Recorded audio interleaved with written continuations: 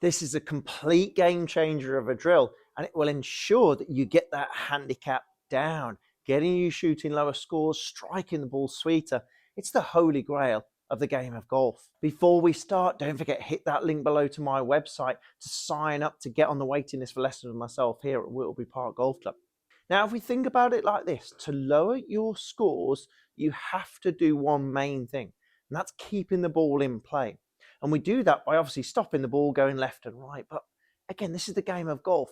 We know it's really fine margin, so we're always going to go a little bit left, a little bit right of target. We're not going to hit dead center of every fairway. We're not going to hit absolutely pin-seeking irons every single time. But we need a very minute margin for error. So we need to keep that ball in play as much as we possibly can do. Getting rid of the penalty shots, getting rid of the doubles, getting rid of the triples. And that involves one main element. We have to control this, the club face, because the ball will start where that club face is pointing. So if that club face is pointing left, ball's going to go left, or start left in particular. If the club face is pointing right, it's going to go more than likely out to the right-hand side. Give or take a few different sort of dimensions with regards to the club path, depends where the path is facing, but generally speaking, as a general rule of thumb, your ball will go where your club face is pointing it. So if we keep control of that club face throughout our round of golf, more than likely we're going to keep that ball in play. But how do we keep control of that club face on the way through? Well, so many of you do not do this, and this is a huge way of ensuring that club face is nice and square through impact. You do not use your hips, or more importantly, your backside to the best of your ability. And what tends to happen to most of you out there, especially you slicers out there, your bum on the way down into impact will tend to push behind us. Your bum will almost try and help that ball up in the air. We'll try and get underneath that ball. And as a result, our bum way behind us on the way back down and through. And that's a massive problem, because we've got a massive problem with where that club's going to meet the ground. We've got a massive problem with the path, but we've also got a massive problem. We're not able to control that club face as well as we can do.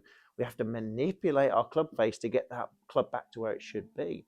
Our hips should help, not hinder, the control of that club face. So what do we need to do? What do you need to do out there? Well, on the way through, and I just want you to take some little practice swings here again, halfway back and halfway through, nice and easy.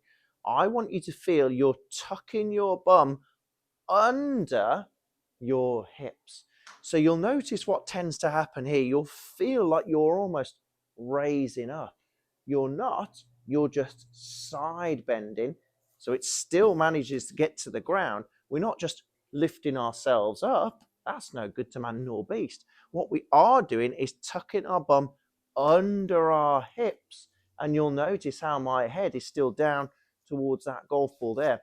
We're still going to get that golf club to the ground. Don't try and throw salt over your shoulder, because look at my bum. It's still out that way. My bum is way behind me over here. I want you to feel that on the way through, again, just do this nice and easy, nice and slow to begin with, especially if it's a move you've been used to before. I want you to feel, doing it in slow motion, you're tucking your bum under your hips. And what this will able to do is push those hips and rotate as we would do, keeping our hands nice and quiet. And that's what helps keep that club face nice and square through the hitting zone.